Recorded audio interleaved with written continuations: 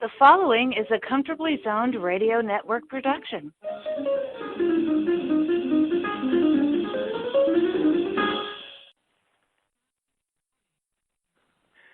Thank you, Tally Olson.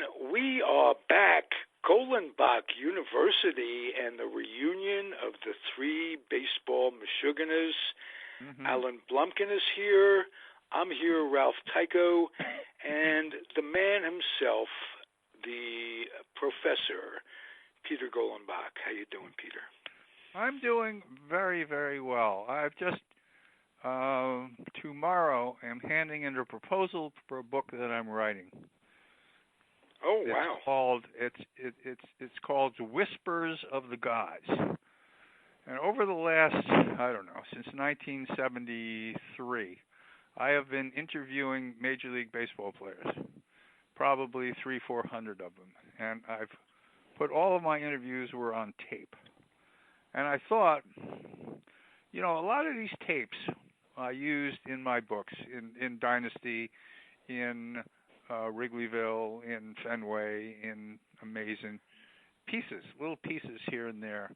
And I thought to myself, the book that impressed you the most when you were, I guess I was in college at the time, was The Glory of Their Times, which was by Larry Ritter. Larry spent 5 years traveling around the country, interviewing these fabulous ball players who played in the 1910s and the 1920s. And the book came out, I believe, in 1966. And to me, it was a revelation. It was a chance to read the musings of some of the greatest ball players who played at the beginning of the century. And, I've interviewed, Roger Maris, Whitey Ford, Yogi Berra.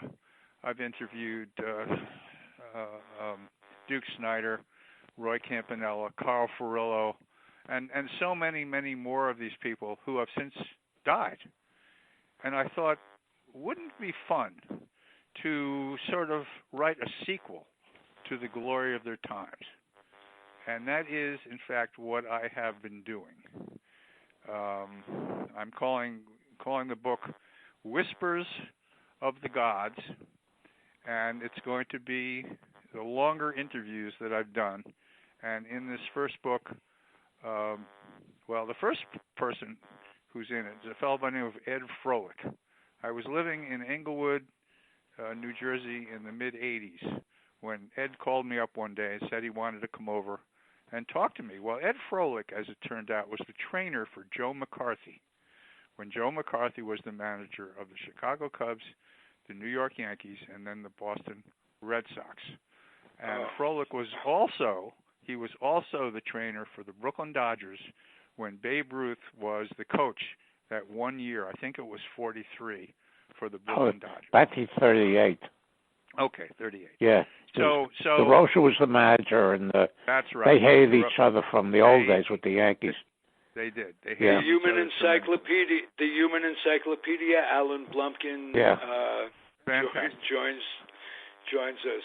Go ahead, Peter. At any rate, I interviewed him, and he told these most magnificent stories. He asked Babe about the day that he supposedly called his shot. And the way he tells it, Babe says to him, "Are you listening to me, Ed?" And Ed says, "Yes." "Are you listening carefully to me, Ed?" And then proceeds to tell him that he absolutely did not call his shot, that had he done a thing like that, the Cubs pitcher would have thrown the ball right between his ears and knocked him for a loop. And it's a very interesting story that Babe Ruth tells of how it was that he did not call his shot. And the other interesting story that Froelich tells is that the Dodger players are teasing Babe about his pitching. And Babe is saying to these guys, if you guys don't watch it, I'm going to get myself in shape and show you. And so they're teasing him, and Babe decides, okay. And Babe gets himself in decent shape and then goes out and pitches against these guys, and they couldn't put their bat on the ball. A fabulous, fabulous, fabulous story. And then I have interviews with Roy Campanella. I have interviews with with Gene Conley, who tells the most marvelous story of how he one day pitches in Yankee Stadium and loses, and as the bus is sort of stuck in traffic on the way to the Lincoln Tunnel, he gets off the bus with Pumpsy Green, decides to have a few pops, and after having a few pops, decided what he really wants to do is fly to Israel. I mean, an amazing, amazing story that he tells in this thing. And yeah. I've got stories like that, and it'll be interesting to see. Roger Maris and I had a wonderful talk about how the Yankees screwed him over, and a lot of wonderful material. Peter, I just want to tell you, I'm a sucker for those kinds of books. I hope so. Donald Hanig did one on the 30s, and he did one on the late 40s and early 50s, and there are a couple others I have, and last year Norman Mocked, right, came out with a book of all his interviews of players, basically, from the late 30s to the early 50s, and the ones he did with Ferris Fain and Mel Parnell. I love that stuff. So when you come out with this stuff, I'll be one of the first to order it from Amazon. Fantastic. Well, it's heading to the publishers this coming week, and so great. Good luck. Best of luck on that. Thank you. You have at least an audience of one here. All right. Well, all right. You have two, and I'll buy a copy for everybody in Comfortably Sewn that wants one. I'm so excited about this, about getting to read it. When Rimmer's book came out, I've met Larry a few times in his later years. Good friend of mine. Lovely guy. And Glory is still considered the best baseball book ever. It still sells an incredible amount of copies. And he gave me a autographed copy of the expanded edition, which had 4 more interviews than the paperback that was issued in 1967 or whatever. And he gave me it's one of my treasured possessions. It's funny. He was telling me that part of the time he was doing those interviews, he and his wife were getting divorced, and so they had a son who was apparently in his teens, and he took his son around with him to interview these various places. Part of it was the idea so that he and his son could have something in common together. Yeah, in fact, he called me up once, asked me if I could check something. There's an author named Clifton Blue Parker out of Pittsburgh that came out with a book on the Wayner brothers. Oh, right. And Larry felt that he didn't get credit. Oh. So I looked up the book and looked at the back and says, if it wasn't for Honig's interview with Lloyd and your interview with Paul, he said this book never could have gotten written. And so Larry thanked me a lot, and he calmed down. That's funny. He was a terrific guy. I have a mutual friend. That's how I got introduced to him, and I met him about 3 or 4 times. Yeah, he was a professor of economics at NYU. Yeah, one of his big friends was Volcker, the head of the Federal Reserve Board, just passed away. Wow. Oh yeah. Yeah. Well, there was a group of us who used to meet in a bar down in the village, Lion's Head it was called. Yeah. Jim Boughton and he and I and a bunch of the other writers, Ray Robinson, and once every couple of months I would go into the city and sit and shoot the shit with them. Well, that must have been a great experience. Yeah, no, they were wonderful people. Yeah. Wonderful people. But I'm so crazy about the glory of their times that I'm hoping that when I do this book that I could make it look, with the same typeface, with the same, the wonderful way that they put the pictures in, that they could look very much like that book did. It was a beautiful, beautiful book, and I would hope that this one will be the same. But listening to these interviews again, it just so fills me with remembrances. It's just, to hear them telling me these stories all over again. I'm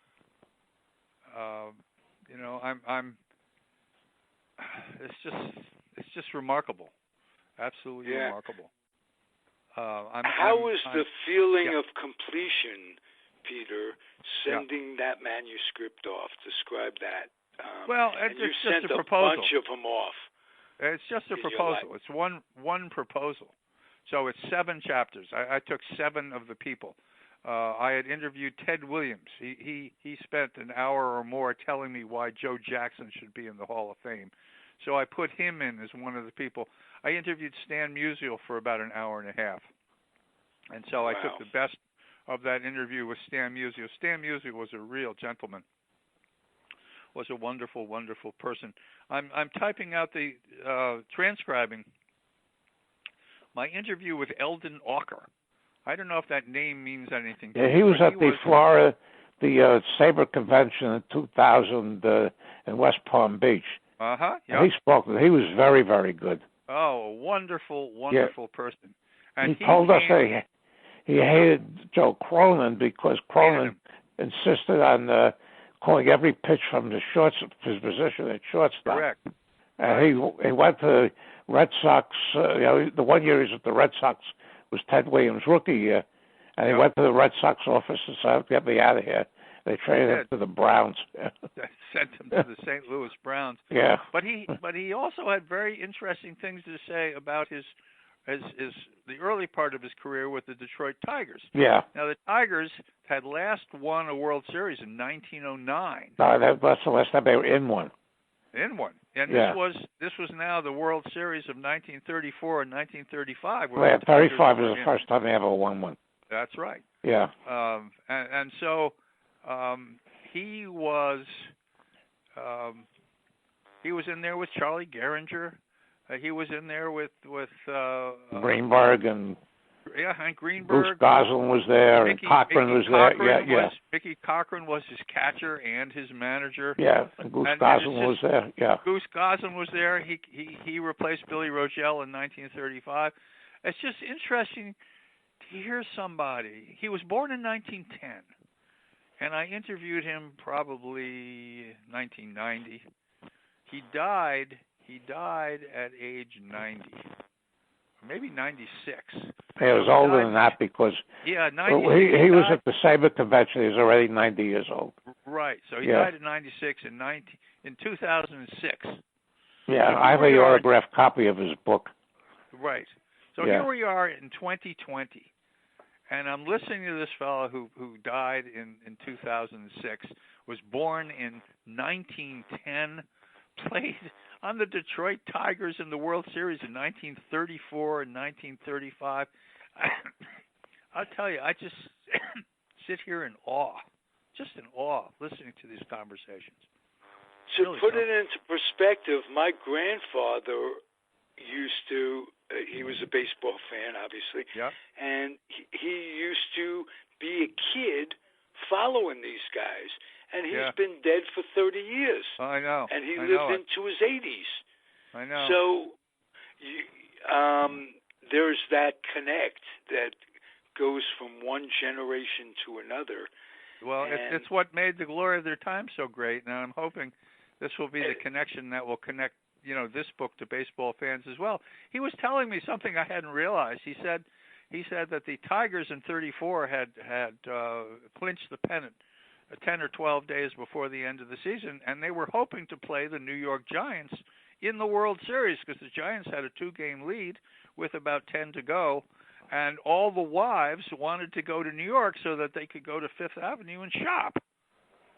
Yeah, also they had a lot bigger capacity than St. Louis. And that was the other. That meant something back then. That the Polo Grounds was 65,000, and that the St. Louis little stadium was 27,000. So there would be a lot more money for these players who were getting paid peanuts. And so at the end of the season, the Giants went into Brooklyn and they got swept. And the Cardinals won the last couple of games of the season and ended up in the World Series, and everybody was incredibly disappointed. So he's telling me that we were all up and ready, and we were going to beat the New York Giants, and then when we ended up having to play the Cardinals, it was such a terrible disappointment. We ended up losing. That was at the Dizzy Dean series. Yeah, they lost to Dizzy Dean. Yeah, exactly right. Dizzy and Daffy. Well, I think that was all. I read also that was the year that they asked before the season. They asked Bill Terry about the Dodgers, and he said, "Is Brooklyn still in the league?" Oh, yes, so the Giants, the Dodgers beat them the last weekend, and they got payback. Yeah, they certainly did. Yeah, they certainly did. And it was another thing I found interesting. It turned out that in the winter, Eldon lived in Lakeland, and in the winter, Dizzy Dean lived in Bradenton. And they were very close friends. And it turns out that Dizzy Dean was as good a bridge player as he was a pitcher. Wow. Who would ever thought that Dizzy Dean would be a fabulous card player? But according to Eldon, he was a fabulous card player. And the other thing he said to me was that when you're talking to Dizzy, friend on friend, Dizzy spoke the most magnificent King's English that you could imagine. He said all this thing about sliding into third base was all nonsense. It was all a show. It was all Dizzy's notion of what a character. It was a character that he played. Mm. It was all fake. That he was not like that at all, which I thought was just incredible. I know. I'm reminded of that response he had to the school teacher who admonished him for improper English, and he said there are school teachers don't make as much money as announcers, or he used ain't in there, exactly, whatever it was, and he referred to the salary thing. So that surprises me that for a number of reasons. First of all, his Southern upbringing. You wouldn't expect articulation. You would think that. Yeah, he was not a racist either, because he loved Satchel Paige. I mean, I think they did barnstorming tours together. And he was once quoted, "If Satch and me were on the same team, we'd clinch the pennant by July 4th and go fishing until the World Series." That's really perfect. Yeah. Absolutely perfect.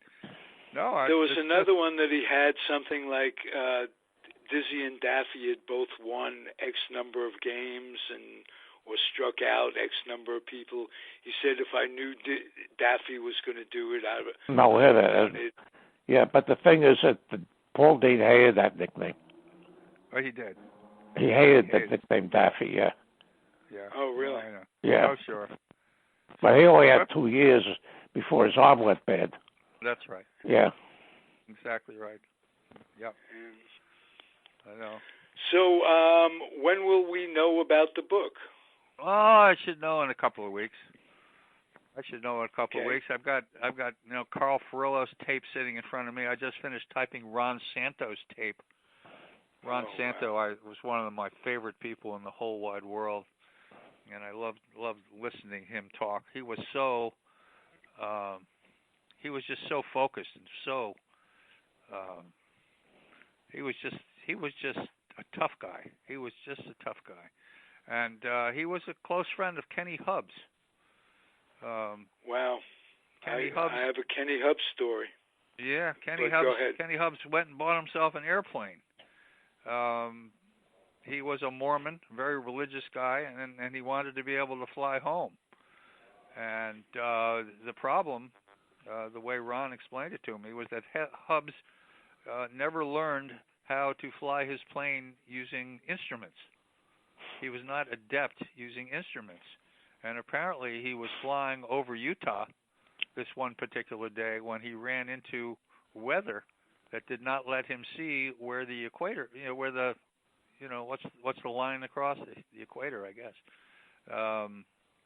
So he didn't know whether he was flying up or down or left or right, and ended up, pointed in the wrong direction, and his plane flew right into a lake, and he died. He and his wife died and drowned. That's right. That's right. Yeah. I know. It makes you appreciate life. He couldn't have been more than 25. He was 23. He's 23 years old. He was going to be a star. He was going to be what Ryan Sandberg ended up being, as a matter of fact. A terrific defensive second baseman. I have a small Stan Musial story. Go ahead. About the Sabre Convention and National Convention in St. Louis in 1992. Mm-hmm. So the Cardinals were playing a day game that ran long, and they were having a panel on with several former Cardinals. So all of a sudden, Red Cheney, who was still coaching then, right, came in basically with a uniform and spikes to participate in the panel. I think the game went 12 or 13 innings. And then all of a sudden, I'm sitting in the front row, and all of a sudden there's a murmur in the back. So everybody gets up to look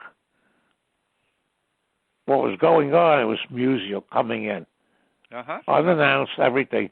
He got up there, and we gave him a 10-minute standing ovation. Oh, that's wonderful. And then, you know, they gave him an honorary membership at Sabre.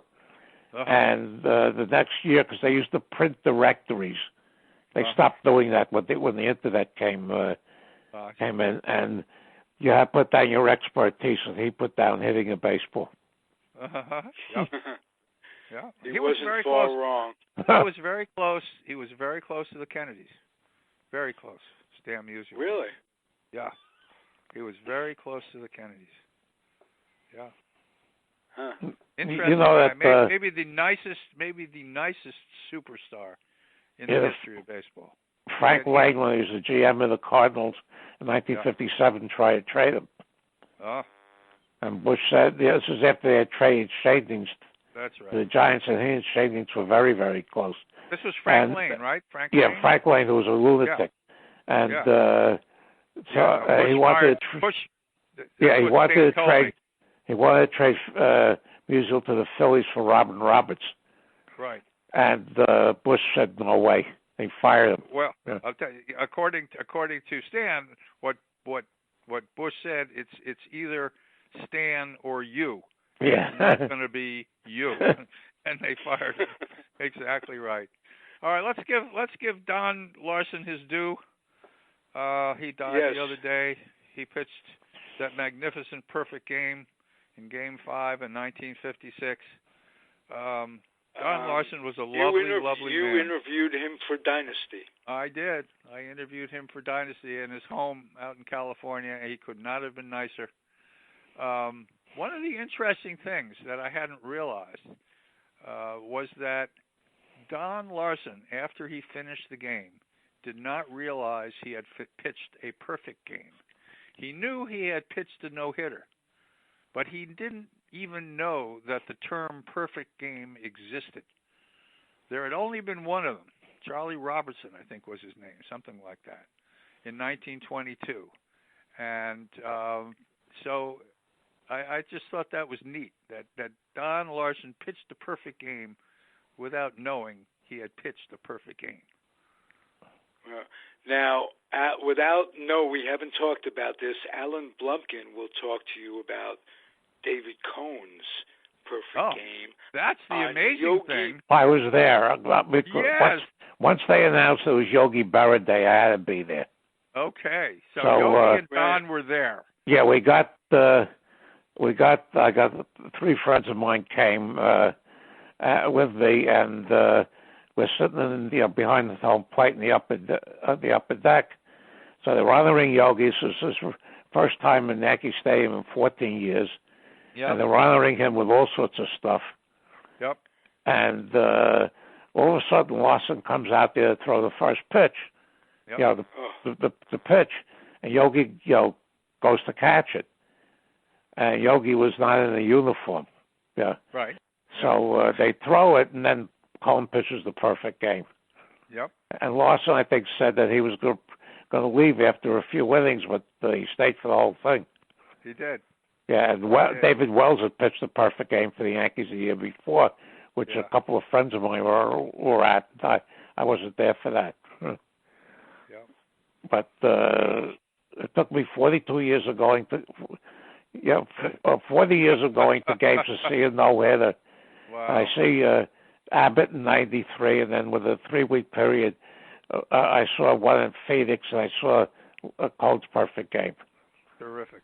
That is just great. Well, men, we're going to go watch the Thank Golden you for Globes. a wonderful show, both of you. This was terrific. You're very welcome. Yeah, I Always enjoyed it very much. Have a wonderful week, and all of you out there have a really happy New Year. Take care, everybody. Okay, Bye. you take care, too. Thank you, Alan. Thank you, Peter Golenbock. Alan Blumkin, you Ralph, you want me to discuss that a little bit, or no? Without Peter. Absolutely. Go ahead. Oh, okay.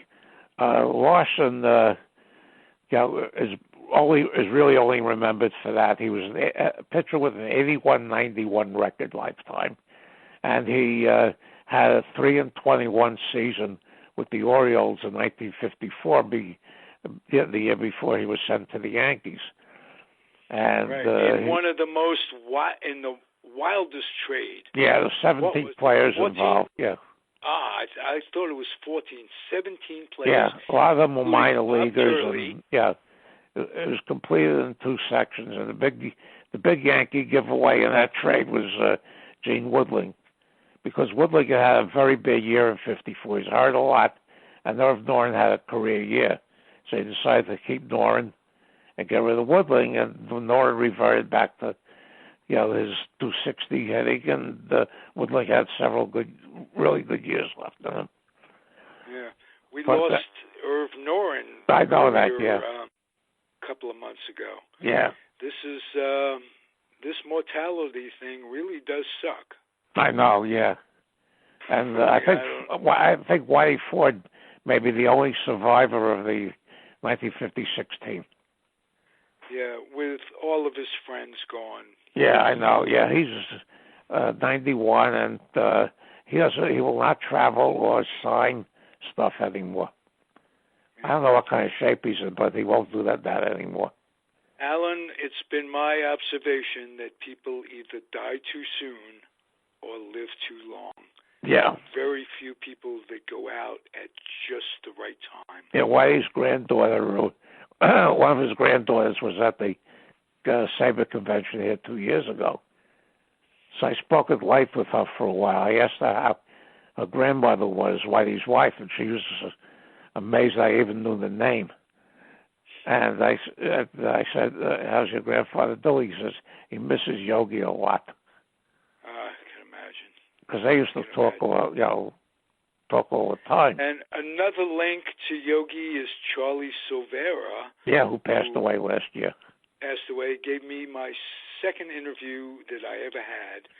First was with Leonard Cobbett, and then Charlie Silvera. How about that? Wow. Into doing this. So anyway, Larson. They are archived on yeah, YouTube. Leonard Cobbett. I met him at San Francisco at the convention in 1998, and Charlie Silvera was there also. Yes, those were the two. Listen to the 5 or 6 guys that I had on a series for sports from the top of the hill. Cal State Hayward. It's now the University of California, East Bay. It's got East Bay. It's gotten much more fancy, but it's still Cal State Hayward. And I did interviews with Charlie, Leonard Cobbett. Who else? Joe DeMaestri, Hank Sauer, and Charlie Fox. And it was just on camera, unabashed, these guys just talking about the old days. And that was really the history of Comfortably Zoned. That's how it all got started. Wow. And, yeah. Well, I have an autographed, pretty big autographed picture collection of, and basically it's from the late 40s to the early 60s. And when I got to used to go to car shows, they were all over the place and relatively cheap. And I went, how come you're not going for the current stars? I said, I'm not paying $35 or whatever. I said, I'll stand in line for an hour to get Ted Williams for 15. Right. And that's what I did. I went to all these guys who, I went to one with Reynolds and Lopan, got them to sign some stuff. I said, where's Rash? He says, he's in Europe. He'll be back. He did one in the fall where I got, his stuff signed. So you've got all three of them. I got all three of them. I have an autographed picture of all three of them. Nice. And okay, so it's just me and you. Peter's not here. Yeah. I'm going to tell my Kenny Hubbs story. Speaking of autographs, I'm 15, maybe in 1962, and I'm about to go to summer camp. It's late June, and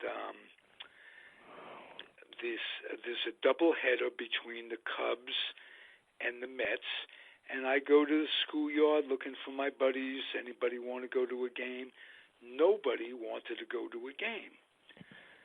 So I go alone. It was the first baseball game I ever went to alone. No grandpa, no friends, but just me going to a game. And I get there really early. I buy a box seat right in back of third base. Third base dugout. Yeah. And it's early batting practice, and Joe Pignatano is up and hits a foul ball, ground ball in batting practice to me, hanging over the railing, catching a ball, getting a ball. I never caught a foul ball, never good. I was just so excited. About 2 minutes later, I'm holding the ball, sitting down, and an usher comes to me and he says, listen, there's a kid in a wheelchair would love to have a ball. You give him the ball, and there's a real good chance I'll get you a broken bat. I said, whoa, cool. I'll go for that. I'll never be able to get a bat. Maybe, I'll make that trade.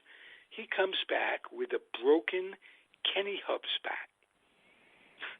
And coincidentally, I didn't even know it was him. Behind that third base crook in the Polo Grounds where after the stands it kind of goes off and the players could stand there. There's Kenny Hubbs. I didn't even put two and two together. I get him to sign a scorecard for me, Kenny Hubbs. This doubleheader is the doubleheader that Lou Brock hits with the Cubs then, hits one weighing 150 pounds, soaking wet. And to the center field bleachers, Center field bleachers. In the second game, it could have been the first game or reversed. It's the game that Throneberry misses first base, misses second. Oh, God, that one, yeah. That was the game, and I go home with a Kenny Hubbs broken bat. Now, I'm going to skip to 4 or 5 years later when I'm going into the Air Force, and I think to myself, if I leave this bat here, my mother will throw it away. There's no way she'd throw away anything, different season, the clothes that I liked, got to clean out the closet. She'd throw the bat away. So Marty Rose, who's a podcaster on this network, my boyhood buddy. Yeah, I've spoken to him a few times, I bring the bat over to Marty Rose's mother, Rose's house. I ask his mother, would you save this for me? She says, sure. Sure enough, it got thrown away. Couldn't get mad at Ruth Rose. I would have gotten mad at my mother. Yeah. But so the bat's gone, and that's the way it goes. First your money, then your clothes. Yeah, well, I used to have to throw every year when the new baseball cards came out. I used to have to throw out the old ones. I always, tease my mother when she was alive that how much money it should cost me. I had wished my mother would have traded my brother and kept the baseball card. Yeah, same here. But because they used to come out in March, we had they come out and all kids, the boys would buy us stuff, and we get together. Say, got them, need them. Yeah, and if you needed Mickey Mantle, I had two Mickey Mantles. And you needed two. You needed Club Kishorek, who was one of the worst of the very bad pirate teams back then. I would trade you Mickey Mantle for Club Kishorek. Right. Nobody if you had another Mickey Mantle, nobody placed monetary values on this back then. Exactly, and you're apt to see the card in a bike spoke. Yeah. Riding around and make it sound cool. Yeah, one of the sites I'm on, this guy Frank Barning, who used to have a paper called Baseball Hobby News years ago. He has a site called Friends Who Love Baseball, and he put up a picture of a bike wheel with a baseball card of Frank Robinson being held there by a spoke, and he titled the thing American Tragedy. Anyway, getting back to Larson, a lot of people don't realize that the second game of that World Series, the Yankees, this is Ebbets Field, the Yankees staked the Larson to a 6-0 lead, and he couldn't hold it. So, when they voted him the most valuable player of the World Series, it should have been Yogi Berra. Yogi hit 2 home runs off Newcomb in the last game. And in that second game, Yogi hit a grand slam home run off Newcomb. Yeah. And Yogi's something about Larson. I'm a giant apologist to this day. And Don Larson in 1962 added to the bullpen that he was a big cog in that bullpen. He won a World Series game against the Yankees. Oh, really? In 62, yeah. And you want to hear something really weird about him? This friend of mine years ago calls me up and says, I wonder if anybody besides Sal Magley was the teammates of Willie Mickey the Duke. So I researched it. And I said it had to be somebody that was with the Giants in 1964, because that was the only year Duke Snider was a Giant. Right. And Don Larson was there for about 6 or 7 games that year. So he's the answer. Dodger too. Yeah, he was a teammate of Mason Snyder with the Giants. He was a teammate of Mantle. Oh, that's right. Yeah. That's so basically, I told my friend this. I said, "How do you know?" I said, "I know." I immediately sensed what parameters I had to use. I knew Larson, whoever it was, had never pitched for the Dodgers against the Dodgers in Brooklyn. Alan, I don't know if you even know this. There's a picture of you in the dictionary next to Yiddish Cuff. Yeah, right. Yeah. If there isn't, there should be. Alan, you are terrific, and I wish you the happiest, healthiest New Year going. Okay, give my best to Tally. You be well, my friend. Okay, bye-bye. Adios. The proceeding has been a comfortably zoned network production. You are advised to keep your dreams wet, your humor dry, your children and grandchildren out of military recruiting offices and off the laps of clerics who wear dresses. Thank you for listening, everyone.